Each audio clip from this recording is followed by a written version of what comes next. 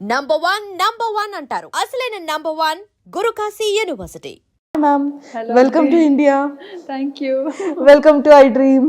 Thank you. ఎలా ఉన్నారు? బాగున్నానండి. బాగున్నారు, సూపర్. అందరిలో ఫేవరెట్ థింగ్ ఏంటి అంటే మీరు ఈరోజు ఇలా వచ్చేసాం, ఫేస్కి ఏదో పెయింట్ వేసింది, అది చూస్తే పకోడీ అయిపోయింది. అసలు నన్ను నేనే ట్రోల్ చేసుకుంటా. ఎంత న్యాచురల్గా చెప్తారు, అసలు చాలా చాలా బాగుంటాయి మీ వీడియోస్ అన్నిటికీ కూడా. సో ఐఎమ్ ద అంటే అంతమంది ఫ్యాన్స్లో నేను కూడా ఒక ఫ్యాన్ అనమాట. అవునా? Thank you. సో అంత ఫాలో అవుతూ ఉంటాను మీ ప్రతి వీడియో, మీ ప్రతి వ్లాగ్ కూడా. సో అన్నిటికన్నా ముఖ్యంగా ఫస్ట్ ముందు తెలుసుకునేది ఫ్యామిలీ బ్యాక్గ్రౌండ్ ఏంటి? డాడీ వాళ్ళు మాది యాక్చువల్లీ విజయనగరం. పుట్టి పెరిగింది అంతా విజయనగరమే. మా హస్బెండ్ వాళ్ళు పెరుమాలి, బట్ వాళ్ళు స్టడీస్ కోసం అని చెప్పి విజయనగరం వచ్చేసారు. ఓకే. ఇంకా మోస్ట్లీ ఏంటంటే ఇద్దరం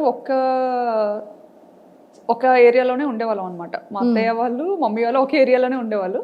సో అలా చూసి పిల్లల్ని అబ్జర్వ్ చేసి వాళ్ళు నన్ను అండ్ మా పేరెంట్స్ అతన్ని అబ్జర్వ్ చేసి ఇలా పెళ్లి చేస్తే బాగుంటుందని చెప్పి వర్మ గారిని ఇచ్చి పెళ్లి చేశారు.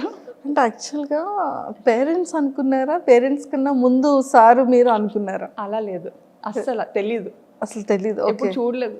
Okay okay. ఒకటే ఏరియా అయినా కానీ అసలు ఎప్పుడు చూడలేదు. ఓకే. మహా అయితే ఒక 3-4 lanes డిఫరెన్స్ ఉంటుంది అంతే. అంతే. సో మొత్తానికైతే అరేంజ్ మ్యారేజే? అరేంజ్డ్. No love marriage? కాదు, కానీ చాలా మంది మీది లవ్ మ్యారేజ్ అని స్టార్టింగ్ లో చాలా మంది అడిగేవారు. ఈవెన్ రిలేటివ్స్ లో కూడా అంత ఒక్కటే ప్లేస్ లో ఉండి అరేంజ్డ్ అని చాలా మంది డౌట్ వచ్చింది అనమాట. బట్ అలా కుదిరేసింది అంతే. సో కంప్లీట్గా ఎడ్యుకేషన్ కూడా విజయనగరంలోనే. ఏం చదివారు?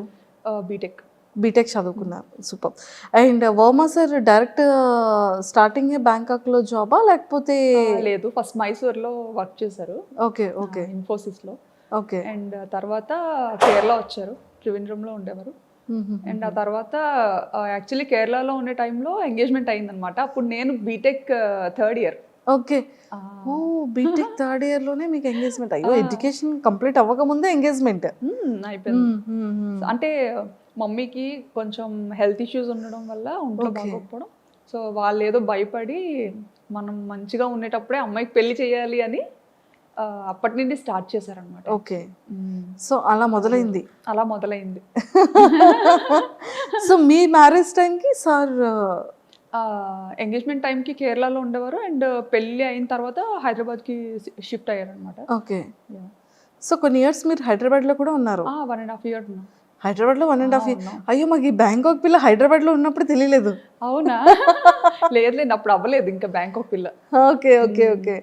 కానీ ఒక్కటి ఏంటంటే అండి, వీడియోస్ అన్ని నేను ఎక్కడి నుండి స్టార్ట్ చేయాలో కూడా తెలియట్లేదు. బ్యాంకాక్ వెళ్ళారు. సో బ్యాంకాక్ అనగానే ప్రతి ఒక్కళ్ళు ఎలా ఉంటుందంటే అది ఒక టూరిజం ప్లేస్ అనేది ఫస్ట్ థింగ్. బ్యాంకాక్ అనగానే అబ్బాయిలు ఆహా ఓహో మీరు బ్యాంకాక్ వెళ్తున్నారు అని ఒక థాట్లోకి వెళ్ళిపోతారు. సో నిజంగా అక్కడ అమ్మాయిల్ని కూడా చాలా మంది టూర్స్ వెళ్ళే వాళ్ళు అండ్ కపుల్స్ వెళ్ళే వాళ్ళు కూడా చాలా రీల్స్ చేస్తూ ఉంటారు. అందరు అమ్మాయిలు లైన్లో ఉంటే వాళ్ళ హస్బెండ్కి ఐస్ క్లోజ్ చేసి తీసుకెళ్ళడం. అంటే ఈ కైండ్ ఆఫ్ అవేర్నెస్ అనేది ఇటు మన ఇండియా సైడ్ ఉంటుంది. బ్యాంకాక్ అనగానే ఒక థాట్. అంటే పీపుల్ ఎందుకు అలా తీసుకుంటారంటే అక్కడ ఏదైతే చూస్తారో అది మనకి ఇక్కడ ఇండియాలో కనిపించదు. ఫస్ట్ థింగ్, ఆ నైట్ లైఫ్ అనేది ఇండియాలో మనకి చాలా తక్కువ. అంటే మేబీ ఢిల్లీ అటు పక్క మనకి ఉండొచ్చేమో, ముంబై ఢిల్లీ అటు పక్క. బట్ ఇటుపక్క మన ఆంధ్ర తెలంగాణ సైడ్ అయితే నైట్ లైఫ్ అని అలాంటిది ఏది మనకి ఇక్కడ ఉండదు. బట్ అదేంటంటే ఇక్కడ నుండి వచ్చిన పీపుల్కి అక్కడ చాలా అది డిఫరెంట్గా అనిపిస్తుంది అనమాట. సో మన కల్చర్ వేరు, వాళ్ళ కల్చర్ వేరు కాబట్టి సో వీళ్ళు ఏదైనా కొంచెం డిఫరెంట్గా ట్రై చేయాలి అని పీపుల్ చూపించాలని రకరకాలుగా ఎక్స్ప్లోర్ చేస్తుంటారు. కానీ అక్కడ నిజంగానే ఫ్యామిలీస్కి కానీ ఫీమేల్స్కి కానీ రెస్పెక్ట్ ఎలా ఉంటుందండి అక్కడ? చాలా బాగుంటుందండి. కానీ అది మీ వీడియోస్ ద్వారా తెలిసింది మాకు కూడా. మరి అంటే యాక్చువల్లీ నాకు తెలిసిన కంట్రీ, నేను ఇండియా నుండి దాటి అడుగుపెట్టిన కంట్రీ ఒక్కటే కంట్రీ, అది కూడా థాయిలాండ్. ఓకే. సో నాకు తెలిసిన మట్టుగా ఇప్పటి వరకు చాలా రెస్పెక్ట్ చేస్తారు. మన ఇండియన్స్ని కూడా చాలా మంచిగా రెస్పెక్ట్ చేస్తారు. ఓకే. సో ఎన్ని ఇయర్స్ అవుతుంది మీరు బ్యాంకాక్ వెళ్ళి? ఆల్మోస్ట్ 9 to 10 years అయిపోతుంది. Oh my God, 9 to 10 years 9 to అయిపోతుంది. 10 years అయిపోతుంది. అసలు తెలియలేదు. 2016లో 2016 పాప పుట్టిన ఇయర్ లోనే ఓకే ఓకే ఓకే పాప బేబీ అప్పుడు తీసుకెళ్లారు. సో మీరు ఈ వ్లాగ్స్ అనేది ఎలా వచ్చింది థాట్? నాకు ఎడిటింగ్ అంటే చాలా ఇష్టం. ఓ ఎడిటింగ్ చాలా ఇష్టం అనమాట. పిచ్చి పిచ్చిగా చేసేదాన్ని. బీటెక్ అయిపోయి అదే పెళ్ళైన వెంటనే ఒక ఫోన్ వచ్చింది చేతికి. అప్పటి వరకు మన చేతిలో ఫోన్ కూడా ఉండేది కాదు. ఇప్పుడు జనరేషన్తో మారిపోయింది అనుకోండి, అదే షాక్ అవుతుంటాం అనమాట. సో చేతికి ఫోన్ రాగానే అదే అలా ఏదో ఒకటి చేయడం. సో బేసిక్గా నాకు ఎలా అంటే నన్ను నేను స్క్రీన్స్లో చూసుకోవడం ఇష్టం. ఓకే. నన్ను నేను సో ఏదైనా మ్యూజిక్కి మన వీడియో క్లిప్ పెట్టి రకరకాలుగా ఎడిటింగ్ అనేది చేసేదాన్ని అనమాట అప్పట్లో. పెళ్లి తర్వాతే. జస్ట్ మేము ఇక్కడ హైదరాబాద్కి వచ్చిన తర్వాత రామోజీ ఫిల్మ్ సిటీ అని ఇంకా చాలా ప్లేసెస్కి తీసుకెళ్లేవారు తిను. సో అప్పటికే మనకి ఫోన్ అనేది కొత్తగా అలవాటు. సో అందులో కెమెరా ఉంది అంటే అది ఇంకా కొత్త విషయం కదా. సో విపరీతంగా ఫొటోస్ వీడియోస్ ఫుల్గా అనమాట నిండిపోయేలా తీసేసుకునే వాళ్ళం. తీసేసుకొని అవి ఎక్కడ అప్లోడ్ చేయాలో తెలియక అదే ఎన్ని హార్డ్ డిస్క్లను పెడతాం. సో అలాగా హార్డ్ డిస్క్లో పెట్టినవి మళ్ళీ అంత ఈజీ కాదు. ఎప్పుడైనా చూసుకోవాలి అనుకుంటే మళ్ళీ తీసి చూసుకోవడం కూడా డిఫికల్ట్. సో మేము అప్పుడు ఒక థాట్ వచ్చిందనమాట. అది మా హస్బెండ్ ఇలా ఎందుకు యూట్యూబ్లో ఒక అకౌంట్ ఉంటుంది, దానికి నువ్వు పెట్టేయాల్సినవన్నీ పెట్టేసి ప్రైవేట్లో ఉంచేసుకుంటే సరిపోతుంది, ఎవరికి కనపడదు కూడా, మనకి మెమరీ కూడా మంచిగా సేవ్ అవుతుంది, నచ్చినప్పుడు డిలీట్ చేసుకోవచ్చు అని చెప్పి ఫస్ట్ థాట్ అది. ఓకే.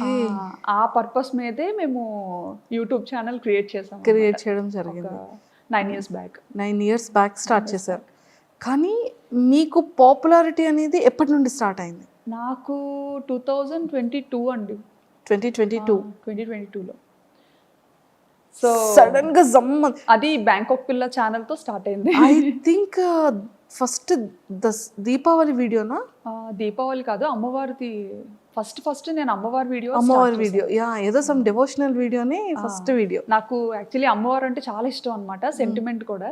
సో అంటే ఇది వరకు పెట్టిన ఛానల్స్ అన్ని జస్ట్ నార్మల్ ఏదో మన ఈ మెమరీ ఇష్యూస్ కోసం పెట్టింది అనమాట.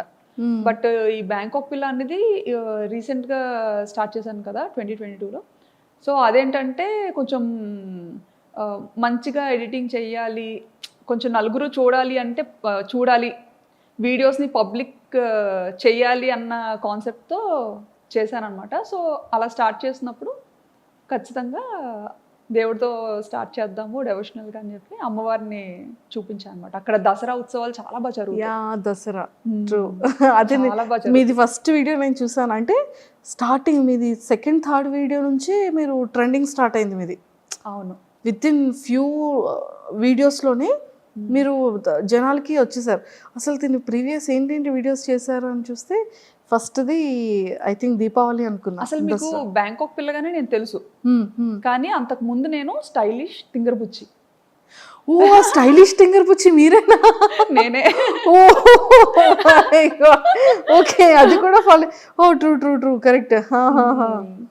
సో అది కరెక్ట్గా ఈ బ్యాంకాక్ పిల్ల కన్నా ముందు స్టార్ట్ చేశాను అనమాట, స్టైలిష్ తింగర్ బుచ్చి అని చేశాను. కానీ అది చాలా కష్టపడ్డా, దానికి చాలా ఖర్చు పెట్టించా మా హస్బెండ్తో.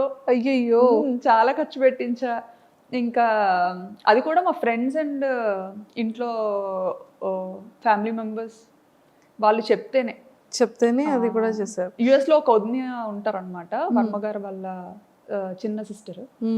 సో ఆవిడ ఒకసారి వస్తూ రిపీట్గా చూస్తూ ఉంటారు కదా, మనం పెట్టిన వీడియోస్ ఏంటంటే అన్లిస్టెడ్లో పెట్టి జస్ట్ మనకి ఇష్టమైన వాళ్ళకి షేర్ చేస్తేనే వాళ్ళే చూడగలుగుతారు, ఇంకెవరు చూడలేరు.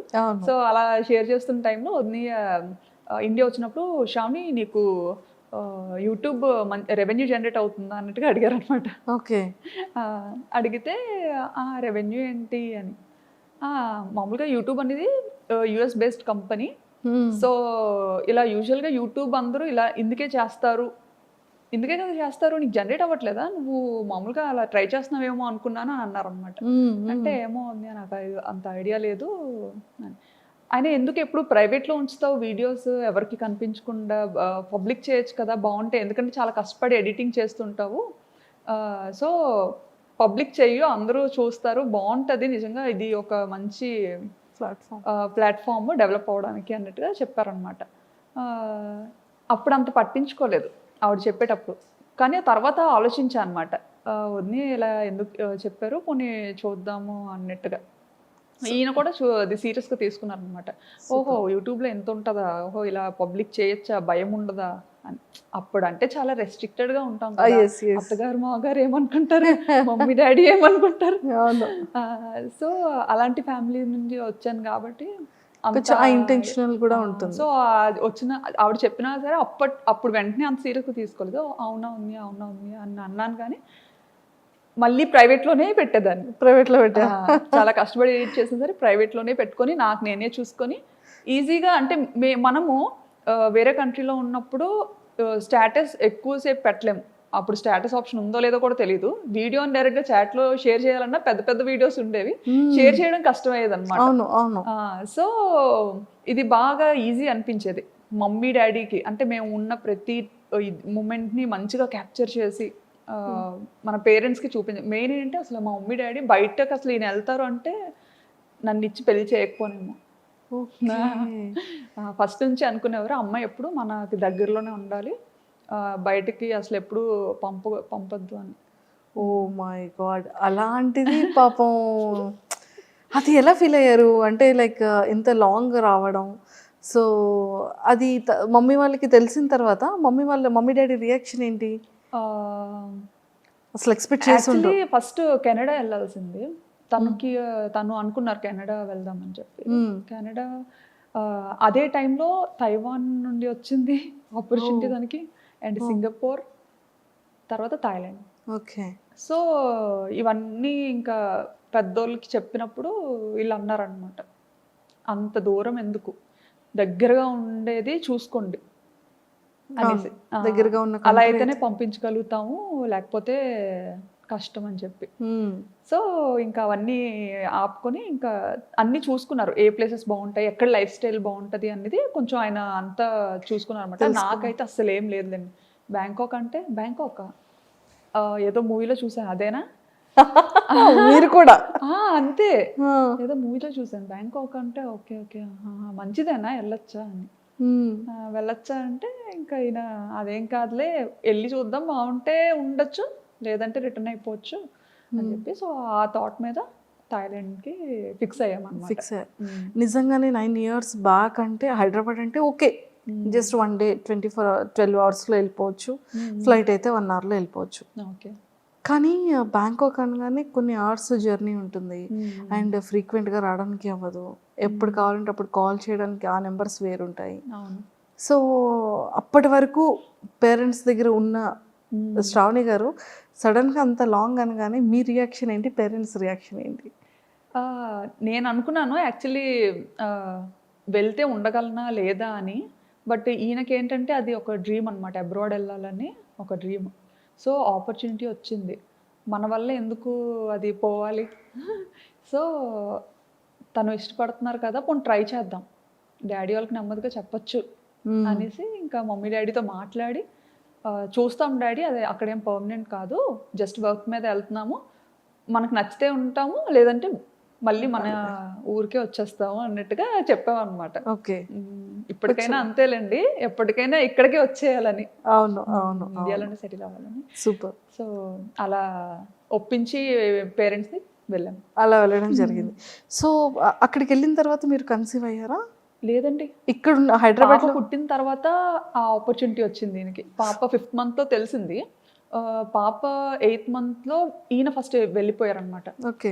నేను ఫస్ట్ వెళ్ళి అన్నీ మంచిగా సెట్ చేసి అంతా చూసుకొని అప్పుడు మీకు చెప్తాను, ఈలోపు వీసా పనులు కూడా అవుతుంటాయి కదా, అది చేసుకొని మీరు స్టార్ట్ అవ్వండి అని చెప్పి ఈయన ఫస్ట్ వెళ్ళిపోయారు ఒక ముందు.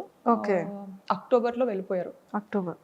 నేను కరెక్ట్గా పాపకి 9 months అనుకుంటాను, నవంబర్లో నేను వెళ్ళాను అనమాట. నేను ఒక్కదాని పాపతో పాపతో. ఆయన ఏంటంటే వెళ్ళిన తర్వాత మళ్ళీ రిటర్న్ అవ్వకూడదు అవును అంత వేగంగా. సో నేను ఒక పాప 9 months బేబీని తీసుకొని ఫస్ట్ టైం అసలు ఏం ప్యాక్ చేసుకోవాలో తెలీదు, ఎలా ప్యాక్ చేసుకోవాలో తెలీదు, అంత లగేజ్. చిన్నపిల్లతో కదా, సో ఏం క్యారీ చేయాలో అసలు ఎయిర్పోర్ట్లో చాలా రెస్ట్రిక్షన్స్ ఉంటాయి. ట్రూ. అసలు అప్పట్లో అయితే ఎయిర్పోర్ట్లో చెక్కింగ్స్ ఉండేవి, అమ్మో టూ మచ్ అసలు. నేనేంటంటే అసలు అంటే ఆయన కూడా వెళ్ళి 1 month అయింది కదా, సో అక్కడ అన్ని రకాలు దొరుకుతాయా దొరకదా అది అసలు ఏమి ఐడియా లేదనమాట తనకు కూడా. ఇప్పుడంటే చాలా ఆప్షన్స్ వచ్చాయి, కానీ అప్పుడంటే ఇండియన్ గ్రాసరీస్ తెచ్చుకోవడానికి కూడా చాలా లాంగ్ వెళ్ళాలి. అది కూడా చాలా తర్వాత తెలిసింది మాకు. ఓకే. కానీ నిజంగా అది ఎలా ఎలా వెళ్ళగలిగారు? అది పాపతోనా? పాపతో అలాగే అప్పట్లో డైరెక్ట్ ఫ్లైట్ లేదు, కనెక్టింగ్. మనం వయా కోల్కతా అయినా లేకపోతే ముంబై, చెన్నై ఇలా అన్నమాట కనెక్టింగ్. సో అలా ఫస్ట్ టైం పాపని తీసుకొని కనెక్టింగ్ ఫ్లైట్ తీసుకొని వెళ్ళాను. ఓ మై గాడ్, అసలు చాలా గ్రేటెస్ట్. అసలు ఎలా అంటే చుక్కలు చూసా అనమాట ఆ ఫస్ట్ ప్రయాణంలో. పాపని హోల్డ్ చేయాలి, హ్యాండ్ లగేజ్ పట్టుకోవాలి. సో అంతవరకు ఏంటి, మనం ఇండియాలో ఉండేటప్పుడు మనం అంత పట్టుకొని తిరిగేది ఎప్పుడు ఉండదు బయట యూజువల్గా. ఎందుకంటే మన పక్కన పేరెంట్స్ ఉంటారు, ఒకరు కాకపోతే ఒకరైనా కాసేపు ఎత్తుకోవడం అన్నీ అనమాట. అప్పటి వరకు ఉయ్యాల్లో ఉండే పాపని ఎత్తుకొని తీసుకెళ్ళి, అంటే అది చాలా మంచిగా చబ్బీగా ఉండేది అనమాట. నేను చూస్తే ఎలా ఉండేదని అంటే ఉప్పు అంటే ఎగిరిపోయేలా ఉండేది. అయ్యో, ఇప్పుడంటే కొంచెం బండ్ అయ్యాను. ఏం అవ్వలేదండి బాబు. అలా ఉండేదాన్ని అనమాట. సో హ్యాండిల్ చేయలేకపోయేదాన్ని. ఇంకా పాప ఎయిర్పోర్ట్కి రాగానే ఈయన యాక్చువల్లీ ఎగ్జిట్ గేట్ దగ్గర ఉంటానని చెప్పారనమాట. నేను అంటే అక్కడ ఎయిర్పోర్ట్స్లో ఏంటంటే మనకి ఇక్కడ ఇండియాలో బయటే ఉండాలి, బట్ అక్కడ థాయిలాండ్ ఏంటంటే కొంచెం లోపల వరకు రావచ్చు. సో నేను పాపను పట్టుకొని ఇంకా అలాగే వణుకుతూ లగేజ్లన్నీ తీసుకొని మోసుకొని కూర్చోబెట్టి తీసుకెళ్తున్నాను అనమాట. తీసుకెళ్తుంటే ఈయన అక్కడ వెయిట్ చేస్తున్నారనమాట. అంత క్రౌడ్లో నన్ను మిస్ అయ్యారు. ఆయన నన్ను చూడడం మిస్ అయ్యారు, నేను ఆయన్ని చూడలేదు. అంటే అసలు ఆయన ఎగ్జిట్లో ఉంటారని ఓకే, బట్ అందరితో పాటే నేను వెళ్ళిపోతున్నాను అనమాట. సో నన్ను అక్కడ మిస్ అయ్యేస్తాను. నేనేంటంటే ఆయన లోపల ఉండిపోయి నేను బయటకు వెళ్ళిపోయాను. అయ్యయ్యో, ఎయిర్పోర్ట్ బయటకు వెళ్ళిపోయాను. ఇంకా బయటకు వెళ్ళి చూసేసరికి కనిపించలేదు తను. కనిపించకపోయేసరికి అమ్మో కంట్రీ అసలు ఎలా ఉండాలి ఏంటి, ఇప్పుడు ఎవరిని అడగాలి, నేను నాకు కనిపించట్లేదు. బయటకు వచ్చినా కానీ చాలాసేపు వెతికానండి, ఎక్కడా కనిపించలేదు. కాంటాక్ట్ చేయడానికి మన సిమ్ కార్డ్, నాకు వైఫై కనెక్ట్ చేసుకోవడం థాయిలో ఏదో వచ్చింది అనమాట సంథింగ్ అక్కడ. నేను ఆ టెన్షన్లో లాంగ్వేజ్ సెలెక్ట్ చేసుకోవడం కూడా కన్ఫ్యూజ్ అయ్యి థాయి నొక్కేసాను అనమాట. థాయి సెలెక్ట్ చేసేసాను. సో అలా సెలెక్ట్ చేయడం అంటే మొత్తం థాయిలో వచ్చింది, అదేమో అర్థమై సావదు. ఇంకా ఎవరికి చెప్పుకోను ఏంటి. అక్కడ మళ్ళీ బయటకు వచ్చిన తర్వాత సెక్యూరిటీకి అడుగుతుంటే అక్కడ ఇంగ్లీష్ చాలా తక్కువ అనమాట. సో అతనికి అర్థం కావట్లేదు నేను ఏం అడుగుతున్నానని.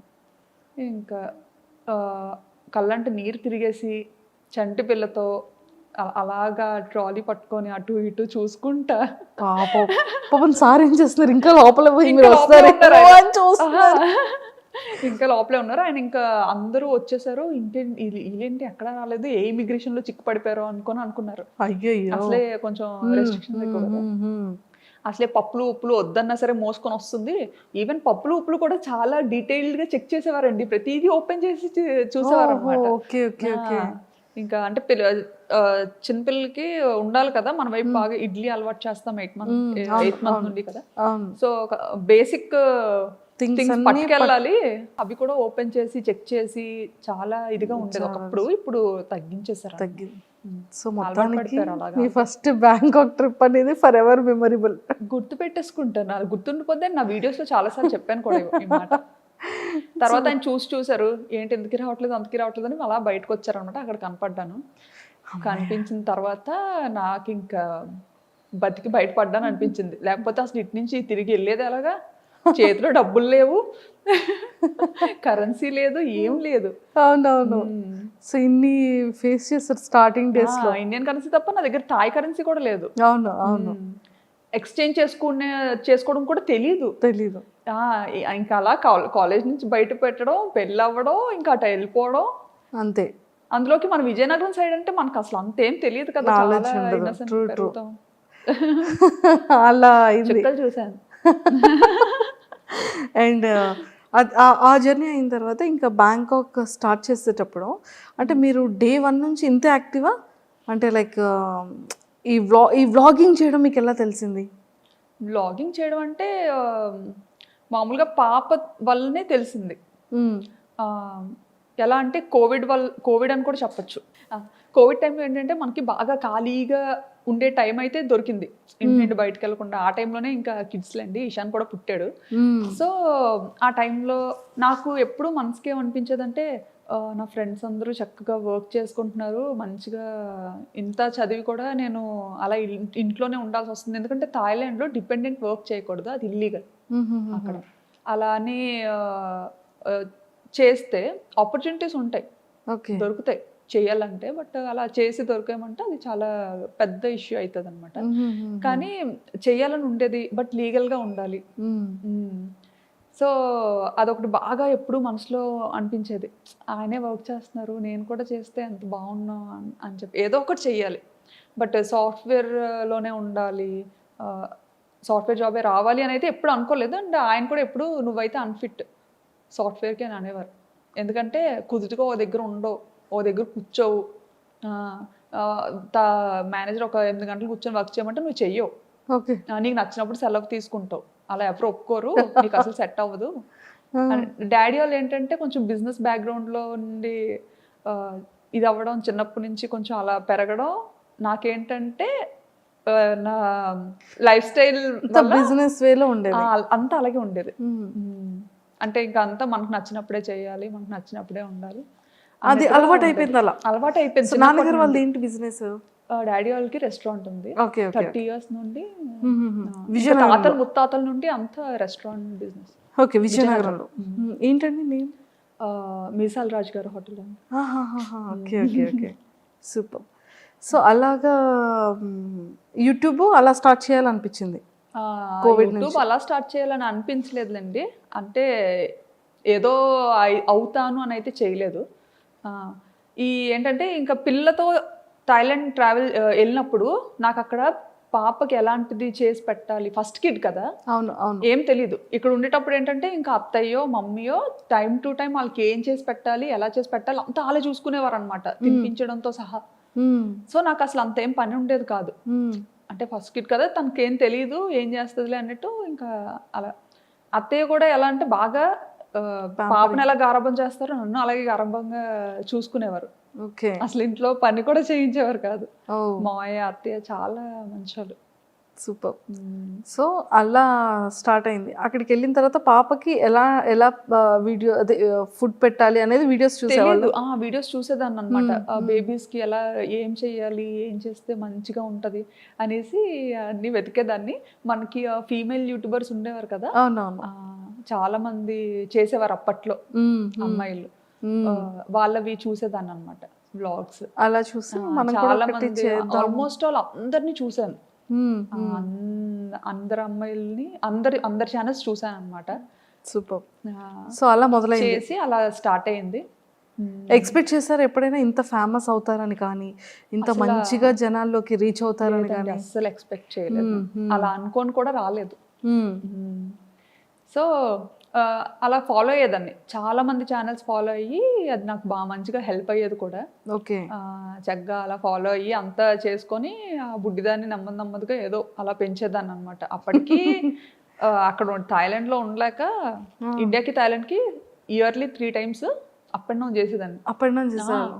అప్ అండ్ డౌన్ వెళ్ళేసరికి అంత ఫేస్ చేసిన తర్వాత ధైర్యం వచ్చింది అనమాట. సర్లే వెళ్ళగలను వచ్చేయగలను ఫిక్స్ అయిపోయారు. వచ్చేస్తానని పంపించేసేవారు ఈయన అడిగిన వెంటనే కూడా. ఎందుకంటే ఏడ్చేసేదాన్ని, నేను ఇక్కడ ఉండి వెళ్ళిపోతాను. ఎందుకంటే అక్కడ ఫుడ్ నాకు నచ్చేది కాదు, అండ్ నాకు వంట రాదు. అక్కడికి వెళ్ళేసరికి నాకు వంట సరిగ్గా రాదు. అండ్ చెప్పాను కదా ఇక్కడ వెళ్ళక ముందు 1.5 years హైదరాబాద్లో ఉన్నా అని చెప్పి. అప్పుడు ఆ టైంలో అయితే నా వంటకి పాపం ఆయన అయ్యో ముందేనా అడిగి చేసుకున్నాను కాదు అనుకునేవారేమో అనుకునేదాన్ని నేను మనసులో. ఎంత అంటే ఈవెన్ సాంబార్ అయితే శనగపప్పుతో చేశాను అనమాట. శనగపప్పుతో సాంబార్ చేశాను ఫస్ట్ కందిపప్పుతో టైం. చేస్తారు కదా. కందిపప్పుతో చేస్తారు. అది చేసుకొని నేను తిన్నానా అంటే నేను తినలేదు. చుట్టుపక్కల అందరికీ కూడా పంచాను, వెనక ఆంటీకి, కింద ఆంటీకి, అందరికి. పాపం అమ్మ. ఇంకో రోజు ఎప్పుడు అడగలేదు అది.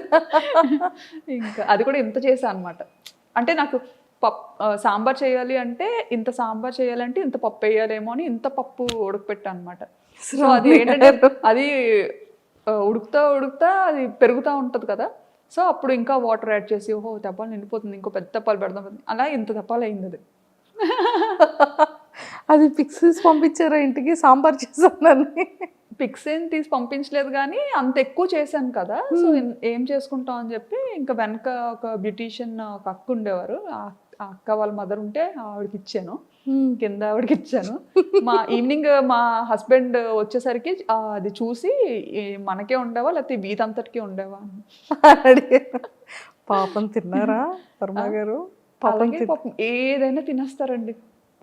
నీళ్ళన్నం పెట్టినా తినేస్తారు. అస్సలు ఇది ఉండాలి అది ఉండాలి అని ఏం లేదు. నా గురించి తెలుసు కదా, తెలిసి ఏం ఎక్స్పెక్ట్ చేస్తాను. సూపర్.